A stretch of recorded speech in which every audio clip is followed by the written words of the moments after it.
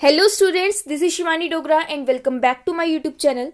Today we will discuss about section C of model test paper of class 10th of maths. So आज हम section C के बारे में discuss करेंगे. पिछली वीडियो में हमने सेक्शन ए और सेक्शन बी के बारे में डिस्कस किया था.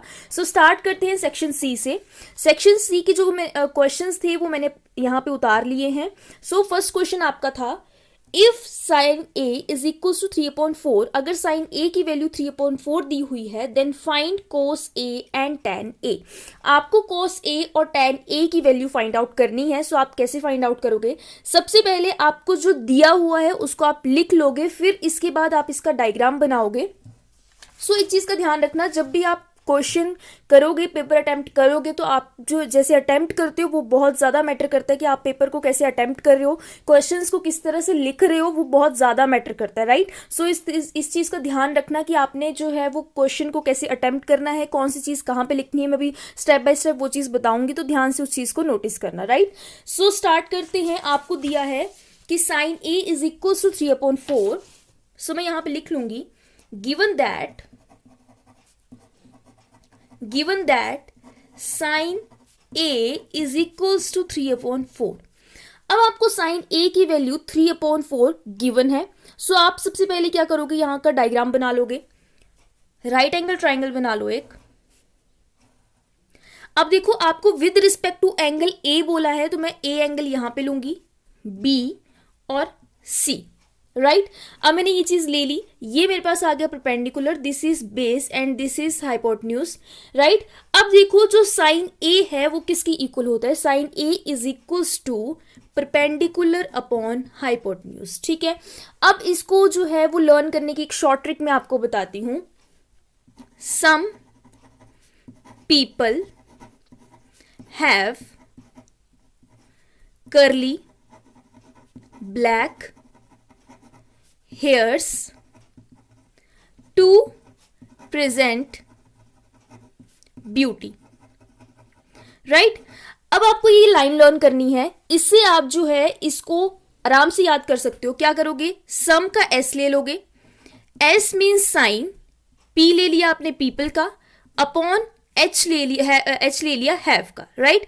नेक्स्ट लाइन में भी आप ये करोगे, C is equals to B upon H, T is equals to P upon B, right. तो आपने ये लाइन लर्न कर लेनी है. Some people have curly black hairs to present beauty, right. Some का मैंने एस ले लिया, तो sine is equals to P upon H, that is perpendicular upon hypotenuse. Curly का मैंने C लिया, ब्लैक का B, हेयर का H, cos theta is equals to base upon hypotenuse. 2 का T ले लिया, प्रेजेंट का P एंड ब्यूटी का B, so tan theta is equals to perpendicular upon base, right. So आप इसको जो है वो ऐसे लर्न कर सकते हो. नाउ साइन A की वैल्यू आपके पास 3/4 होती है, यानी कि आपके पास परपेंडिकुलर अपॉन हाइपोटेन्यूज होती है. सो देखो, आपके पास परपेंडिकुलर कितना है यहाँ पे 3, हाइपोटेन्यूज कितना है आपके पास 4, राइट. तो आपको निकालना पड़ेगा बेस, क्योंकि कॉस थीटा किसके इक्वल होता है? आपका base upon hypotenuse, right. So आपको सबसे पहले बेस निकालना पड़ेगा. सो आप क्या लिखोगे? In right angled triangle ABC, आपने एक राइट एंगल ट्राइंगल ले ली ABC by using Pythagoras theorem.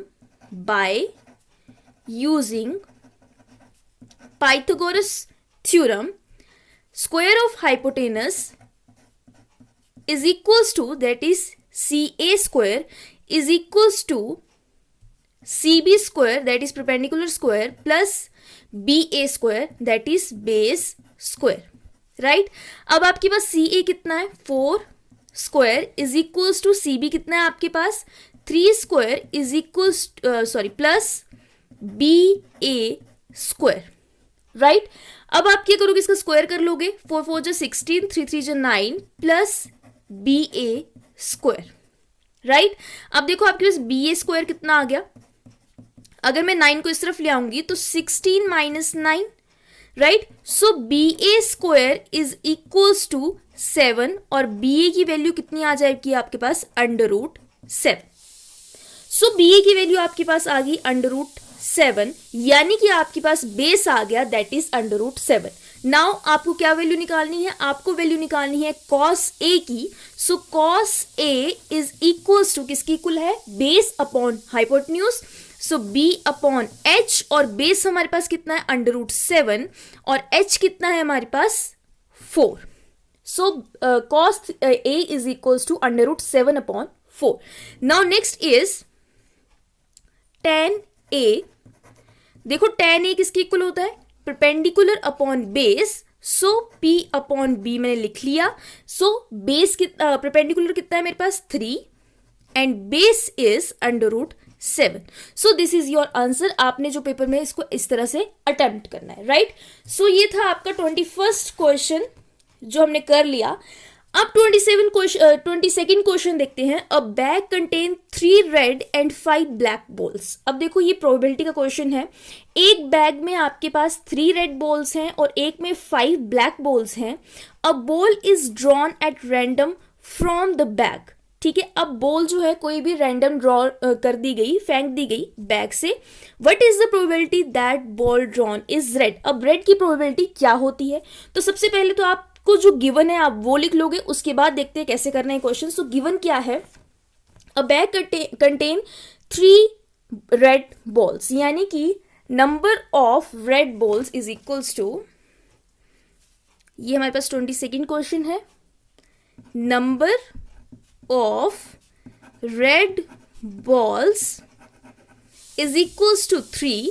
अब आपके पास देखो ब्लैक बॉल्स कितनी दी हुई है 5।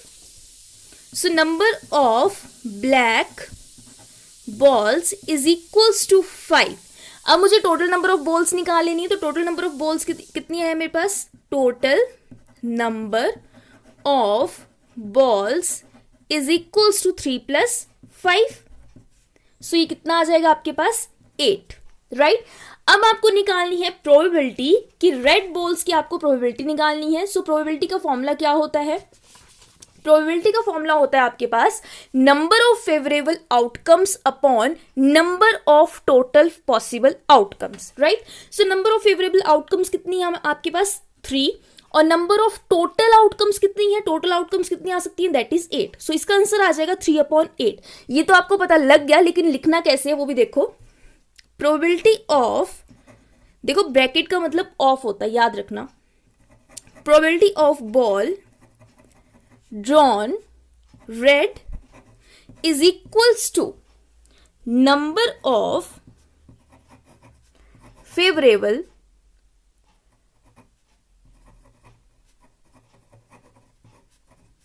outcomes upon number of total possible outcomes, right। So आपको ये फॉर्मूला जरूर लिखना है, आपने डायरेक्ट नहीं लिख देना, आपने एक फॉर्मूला लिख देना ये, ठीक है। तो नंबर ऑफ फेवरेबल आउटकम्स कितनी है आपके पास, फेवरेबल आउटकम्स यानी कि 3 जो रेड बॉल्स हैं उनको आने की आउटकम, उसको आने की कितनी फेवरेबल आउटकम्स हो सकती है, दैट इज 3। और टोटल नंबर ऑफ बॉल्स कितनी है आपके पास 8, राइट। सो आपके पास probability of ball drawn red is equals to 3/8 answer आ जाएगा, right. So this is your 22nd question. अब हम डिस्कस करेंगे 23rd क्वेश्चन के बारे में। If tangents PA and PB drawn from point P to a circle with center O are inclined to each other at an angle of 80 degree, then find the value of angle POA, right. So आपको ये जो है ये circle chapter का question है। सो इस question को हमने अटेम्प्ट कैसे करना है वो देखते हैं। सो हम क्या करेंगे, एक सेकेंड, देखो हम क्या करेंगे इस पे। जो हमें गिवन है सबसे पहले हमने वो लिख लेना है। तो हमें जो पहले तो हम डायग्राम बना लेते हैं इसका। हमें क्या बोला है कि if tangent PA and PB from point P to a circle of a centre O, यानी कि आपके पास 2 टेंजेंट्स दिए हैं और एक सेंटर है आपका O, ठीक है। सेंटर ऑफ सर्कल जो है वो आपका O है। सो हम क्या करेंगे, डायग्राम बनाएंगे सबसे पहले। सो ये आ गया आपके पास सर्कल, राइट। ये मैंने सर्कल ले दिया और यहां से मैंने 2 टेंजेंट्स ड्रॉ कर लिए, ठीक है, PA and PB। So this is PA and this is P B. अब हमें बोला है एक सेंटर है सर्कल का, दैट इज ओ, राइट। अब आपको क्या बोला गया है, are incline to each other at the angle of 80 degree, यानी कि ये जो आपके टेंजेंट्स इंक्लाइंड हो रहे हैं, यानी कि जहां पे ज्वाइन हो रहे हैं वहां पे कितने डिग्री का एंगल बना रहे हैं, वहां पे वो बना रहे हैं 80 डिग्री का एंगल, राइट। अब आपको बोला है कि आपको POA, यानी कि मुझे ज्वाइन करना पड़ेगा, एंगल POA फाइंड आउट करना है। ये मैं ज्वाइन कर लूंगी एंगल POA। सो मुझे जो गिवन है सबसे पहले मैं वो लिख लूंगी, फिर उसके बाद देखते हैं इस क्वेश्चन को अटेम्प्ट कैसे करना है। सो गिवन दैट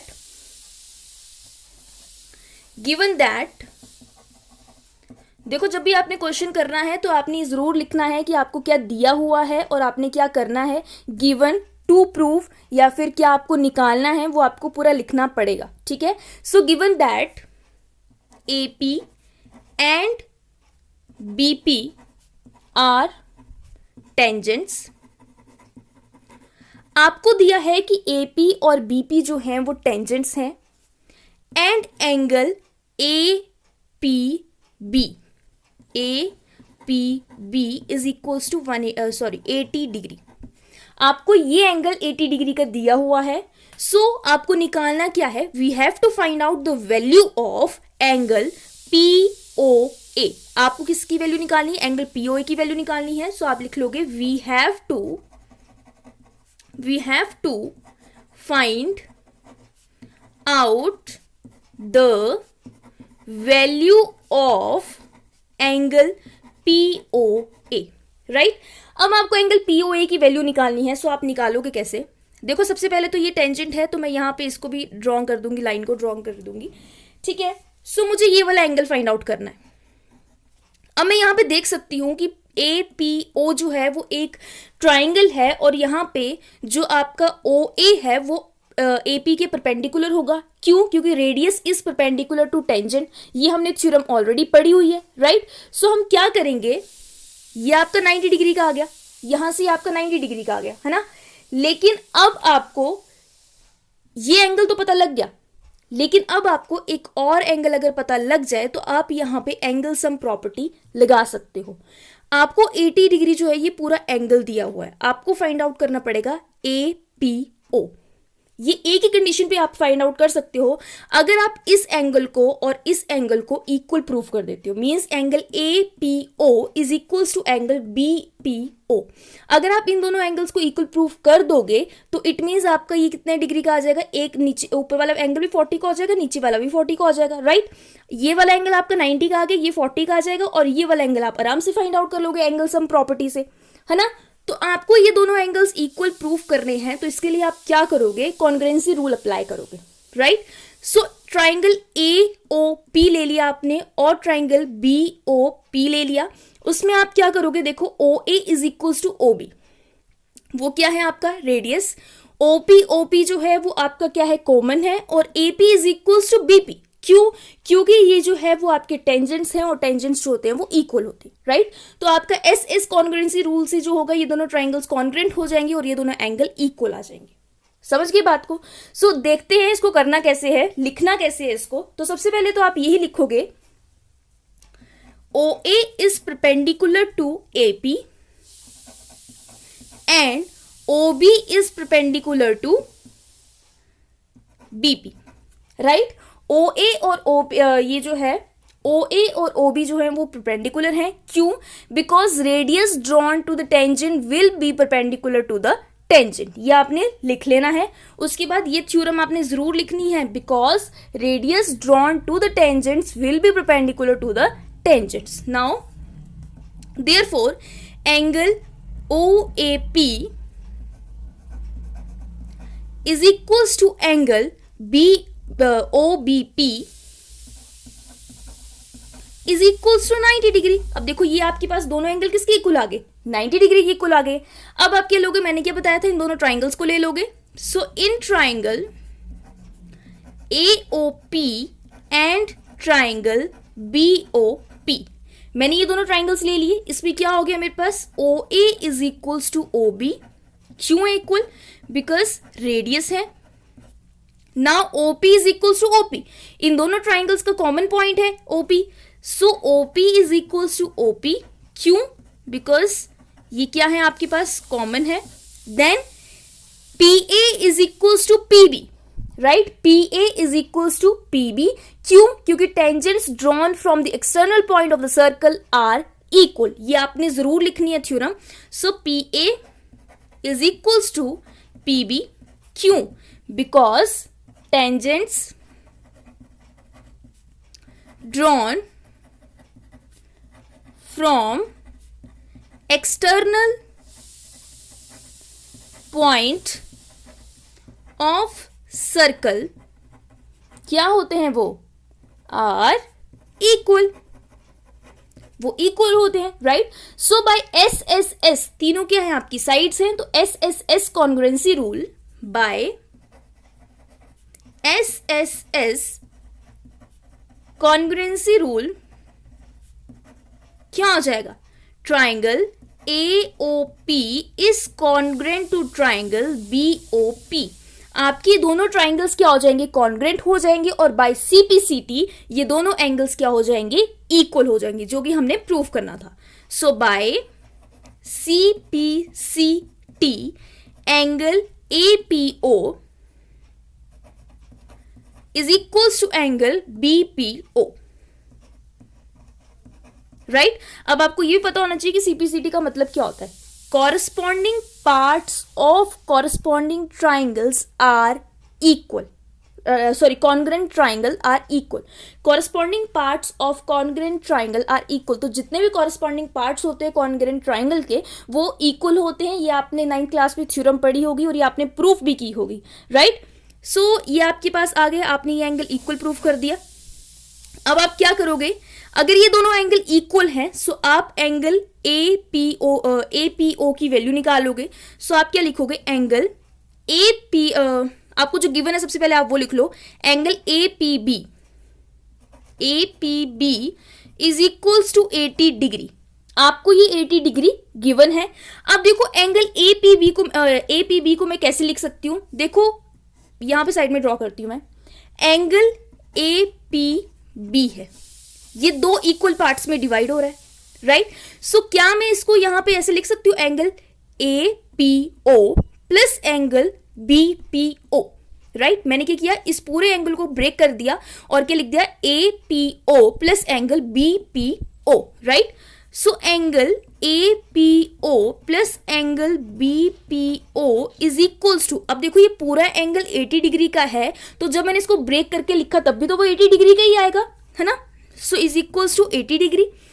अब मुझे निकालना कौन सा एंगल है, APO. सो मैं क्या करूंगी, APO को तो वैसे रहने दूंगी, जो BPO है उसकी जगह क्या लिख दूंगी, APO, सॉरी APO लिख दूंगी. So angle APO plus angle APO is equals to 80 degree.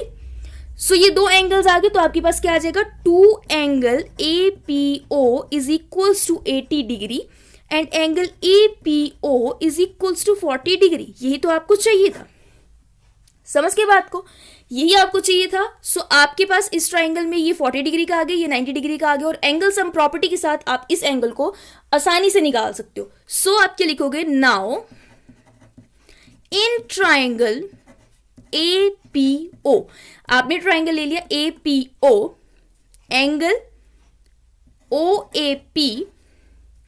OAP plus angle APO plus angle POA is equals to 180 degree. क्यों, एंगल सम प्रॉपर्टी, आपने एंगल सम प्रॉपर्टी लगा ली यहां पे. सो आपके पास OAP कितना आ गया, OAP आ गया आपका 90 डिग्री, राइट. अब आपके पास APO कितना आ गया, 40 degree plus angle POA is equals to 180 degree. अब 90 प्लस 40 कितना हो जाएगा आपका, 130 degree plus angle POA is equals to 180 degree, right. अब आपके पास एंगल POA कितना आ जाएगा, 180 डिग्री माइनस 130 डिग्री, राइट. अब देखो आप इसको क्या कर दोगे, माइनस कर दोगे और आपके पास क्या आ जाएगा, angle POA is equals to 50 degree and this is your answer. ठीक है, सो आप इस क्वेश्चन को ऐसे करोगे, देखो कितना लंबा है और ये आपका 2 मार्क्स में आया हुआ है। सो इस क्वेश्चन को ध्यान से करना। राइट, आपको क्या था कि 2 टेंजेंट्स आपको दिए हुए थे, आपको बोला था कि एक एंगल आपका 80 डिग्री का है और आपको जो है एंगल POA फाइंड आउट करना था। सो आपने क्या किया, बेसिकली आपने देखा कि ये OA OB के साथ क्या है, OA और OB जो है वो क्या है, आपके रेडियस हैं। So OA is perpendicular to PB, क्यों, क्योंकि आप PA, क्योंकि आपका रेडियस जो होता है वो टेंजेंट के साथ क्या होता है, परपेंडिकुलर होता है। देन आपके पास OB is perpendicular to BP, क्योंकि again radius is perpendicular to tangent. आपने ये थ्योरम लिख लेनी है। फिर उसके बाद आपने क्या किया, इन दोनों ट्राइंगल्स को कॉन्ग्रेंट प्रूव कर दिया। कॉन्ग्रेंट प्रूव करने के बाद आपकी ये दोनों एंगल्स इक्वल आ गए। देन आपके पास ये वाला एंगल 40 डिग्री का आ गया। फिर आपने क्या किया, इसमें एंगल सम प्रॉपर्टी लगा दी ट्राइंगल की और आपके पास फिर एंगल POA कितना आ गया, 50 degree. Right, now next part of 23rd question is, अब देखो आपको 23rd क्वेश्चन में 2 चॉइस दी जाएगी, आपको कोई भी एक क्वेश्चन करना है। सो हमने अभी ये वाला क्वेश्चन कर लिया सर्कल चैप्टर्स का। अब नेक्स्ट क्वेश्चन करते हैं हम, find the area of sector of circle with radius 6 centimetre if angle of sector is 60 degree. यानी कि आपको क्या करना है, area of sector find out करना है अगर आपको रेडियस गिवन है और एंगल ऑफ सेक्टर आपको 60 डिग्री दिया हुआ है। यानी कि ये क्वेश्चन आपका एरिया रिलेटेड टू सर्कल का। तो सबसे पहले आप अगेन इसमें क्या करोगे, डायग्राम बनाओगे। सो आपकी डायग्राम कैसे बनेगी, इसमें सबसे पहले आप क्या करोगे, एक सर्कल ड्रॉ कर लोगे। This is your circle. यहां पे आपने एक पॉइंट मान लिया O, that is centre of the circle. फिर आपको बोला है कि आपको जो है वो क्या निकालना है, एरिया ऑफ सेक्टर निकालना है ऑफ रेडियस 6 सेंटीमीटर। तो आप सबसे पहले इसमें क्या करोगे, सेक्टर ड्रॉ करोगे। ये और ये मैंने इसमें सेक्टर ड्रॉ कर लिया, this is A and this is B। Right, अब आपके पास ये, इसको मैंने नाम दे दिया C। ठीक है, अब आपको दिया क्या है कि रेडियस कितना दिया है, 6 सेंटीमीटर दिया है, तो ये भी आपका 6 सेंटीमीटर होगा and given that angle is 60 degree. Right, so आपको क्या निकालना है, आपको निकालना है area of sector. So area of sector का फॉर्मूला क्या होता है, उसका फॉर्मूला होता है आपके पास θ/360 degree into πr²। Right, so देखते हैं इसको निकालना कैसे। सबसे पहले तो आपने ये जो डायग्राम बनाया है इसको एक्सप्लेन करना है। सो कैसे, क्या लिखोगे आप इसको, let OACB be a sector of the circle. Right, अब आप ये बता दोगे उसमें कि हमने क्या मान लिया है कि OACB क्या है, आपका सेक्टर है सर्कल का। राइट, मेकिंग यानी कि जो आपका बना रहा है, making 60 degree angle of centre O। क्या बना रहा है, ये 60 डिग्री का एंगल बना रहा है और सेंटर कितना है आपके पास O and radius is equals to 6 centimetre. Radius कितना दिया आपको, 6 सेंटीमीटर दिया है। अब आपको क्या निकालना है, आपको निकालना है area of sector. So area of sector का फॉर्मूला लिख देंगे, area of sector of circle is equals to θ/360 degree into πr²। अब आपके पास area of sector of circle ये आ गया। ठीक है, अब आपको एरिया ऑफ सेक्टर किसका निकालना है, OACB का। तो यहां पे मैं लिखूंगी area of sector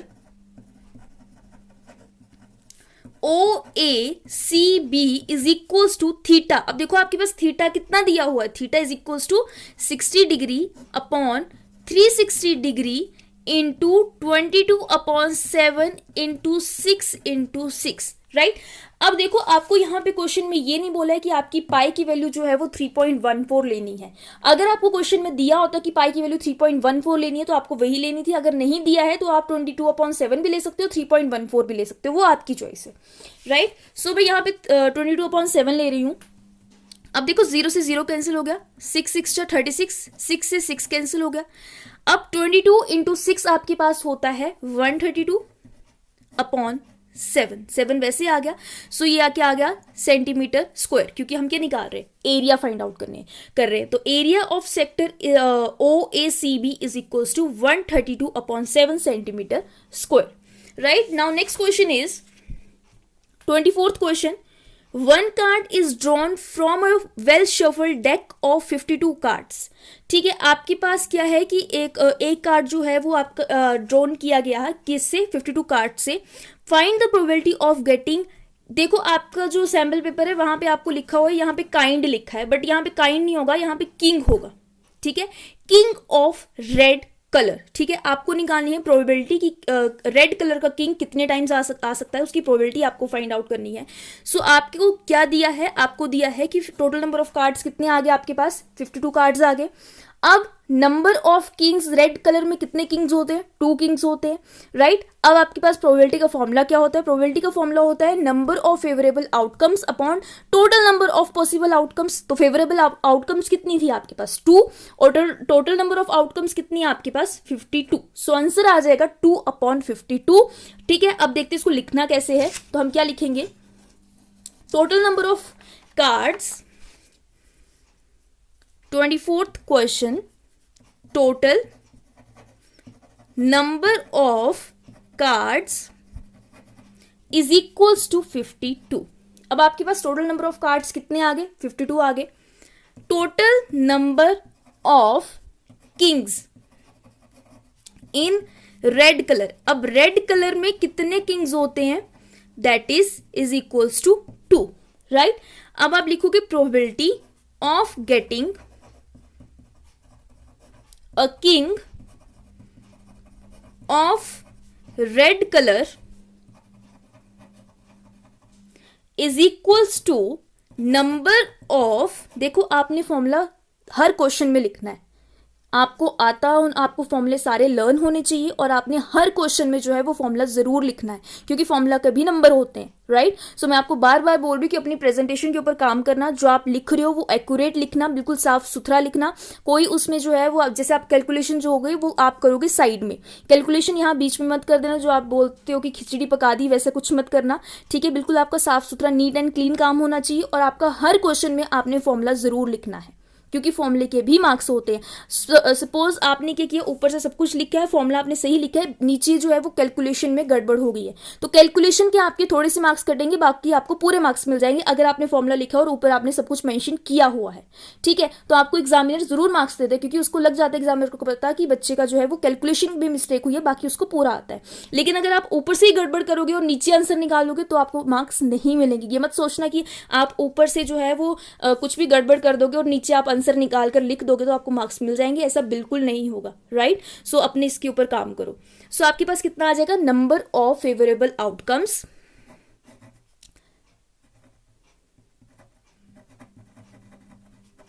number of favourable outcomes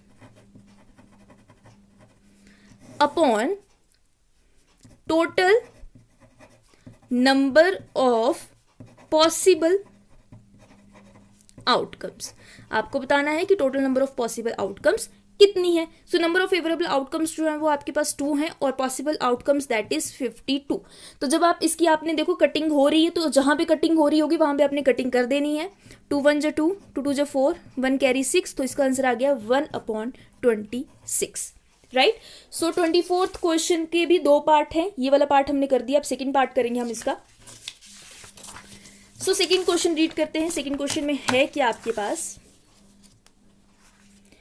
A cone of height 24 centimeter, radius 6 centimeter is made up of modeling day। देखो यहाँ पे डे लिखा है, बहुत मिस्टेक्स हैं, यहाँ पे डे लिखा है आपके, इसमें यहाँ पे आएगा क्ले। ठीक है, फाइंड इट्स वॉल्यूम, यानी कि आपको जिस क्ले से आप मॉडल्स वगैरह बनाते हो वो क्ले का यूज किया गया है, और उससे आपको क्या निकाली है, एक कोन बनाया है आपने जिसकी हाइट है 24 centimetre and radius is 6 centimetre. So आपको उसका वॉल्यूम फाइंड आउट करना है। बहुत इजी क्वेश्चन है, आपको रेडियस भी दिया है, आपको हाइट भी दी है, लेकिन इजी तभी है अगर आपको फॉर्मूला आता होगा। अगर आपको फॉर्मूला नहीं आएगा तो ये क्वेश्चन बहुत टफ हो जाएगा आपके लिए, है ना। सो आपको दिया क्या है, आपने डायग्राम बनाना है। ये मैंने बना दिया इसका डायग्राम, एक कोन मैंने ड्रॉ कर लिया। हाइट कितनी दी है मुझे, दैट इज 24 सेंटीमीटर, यहां पे लिख दिया, और रेडियस कितना दिया है मुझे, दैट इज 6 सेंटीमीटर। ठीक है, अब देखो ऐसे क्वेश्चंस आपको 9th क्लास में थे, लेकिन आपको सरफेस एरिया वॉल्यूम चैप्टर है, सो आपको ऐसे सिंपल क्वेश्चंस आ सकते हैं। ये मत सोचना कि आपकी जो बुक में है वही क्वेश्चंस आ सकते हैं, आपकी सिंपल क्वेश्चंस है, जो नॉर्मल क्वेश्चंस है वो आपको बेसिक क्वेश्चंस आ सकते हैं। तो इसके लिए आपको सिर्फ और सिर्फ फॉर्मूला याद होना चाहिए आपका। अगर फॉर्मूला आता होगा तो आप इसको आराम से कर लोगे, क्योंकि हाइट भी गिवन है, रेडियस भी गिवन है, आपको डायरेक्ट फॉर्मूला अप्लाई करना है इसमें। समझ गई बात को? सो आपके पास, आप सबसे पहले इसमें लिख लोगे height given, height of cone is equals to 24 centimeter, radius of cone is equals to, देखो अब रेडियस कितना दिया आपको 6 सेंटीमीटर, वॉल्यूम ऑफ कोन। अब आप मुझे बताओगे कि वॉल्यूम ऑफ कोन क्या होता है। सो वॉल्यूम ऑफ कोन होता है 1/3 पाई आर स्क्वायर एच। मैंने एक वीडियो बनाई है, उसमें बहुत अच्छे से आपको बताया कि आपने फॉर्मूले कैसे लर्न करने हैं। उस वीडियो को जरूर देखना, आपको सारे फॉर्मूले लर्न हो जाएंगे। ठीक है, 1/3 pi R square H. So 1/3 into, अब यहाँ पे अगेन आपको नहीं बताया कि आपको वैल्यू 3.14 लेनी है या 22/7 लेनी है। सो मैं 22/7 ही ले रही हूँ। 22/7 into 6 into 6 into H, right. अब सॉरी, एच की जगह क्या आ जाएगा आपके पास, 24। अब जो आपकी कटिंग हो रही है आपने वो कटिंग कर देनी है, 3 8 जा 24। ठीक है, अब देखो आपके पास 6 6 36 होती है, और 22 इंटू 8 इज इक्वल टू 76। तो 76 इंटू 36/7। देखो कैलकुलेशन आपने इस तरह से करनी है कि जितने सिंपल आप कैलकुलेशन को बना सकते हो ना उतना सिंपल बनाओ। बेशक आप 2 स्टेप एक्स्ट्रा कर दो, लेकिन कैलकुलेशन आपकी जितनी सिंपल होगी उतनी जल्दी आपका क्वेश्चन खत्म होगा और गलती होने की गुंजाइश खत्म हो जाएगी, राइट। सो आपने अपनी कैलकुलेशन को बहुत सिंपल बनाना है। अब देखो आपके पास 76 into 36 is equal to 2736, that is 2736/7 centimetre cube. जब भी आप वॉल्यूम लिखते हो तो सेंटीमीटर और क्यूब जरूर लगाते हो, है ना। तो जब आपका स्क्वायर की, जब आपको बोला जाए कि स्क्वायर फाइंड आउट करना है तो आप क्या लगाते हो, ऊपर स्क्वायर लगा देते हो, सेंटीमीटर स्क्वायर या फिर मीटर स्क्वायर, वैसे करके। अगर आपको बोला जाए कि आपने वॉल्यूम निकालना है तो आप लगाओगे cube, centimetre cube, metre cube, ऐसे से करके आपने क्या लगाना है, इसका वॉल्यूम में क्यूब लगा देना है, राइट। सो नेक्स्ट ना आपका सेक्शन डी है। सेक्शन डी हम नेक्स्ट वीडियो में करेंगे। So this is all about section C. I hope आप सभी को समझ में आया होगा, और मेरी वीडियो को लाइक, शेयर और सब्सक्राइब जरूर करना। नेक्स्ट वीडियो बहुत जल्द आएगी। सो तब तक के लिए आप इस वीडियो को देखो और क्वेश्चंस को अच्छे से समझो, और जितना हो सके उतना इसको शेयर करो। Thank you.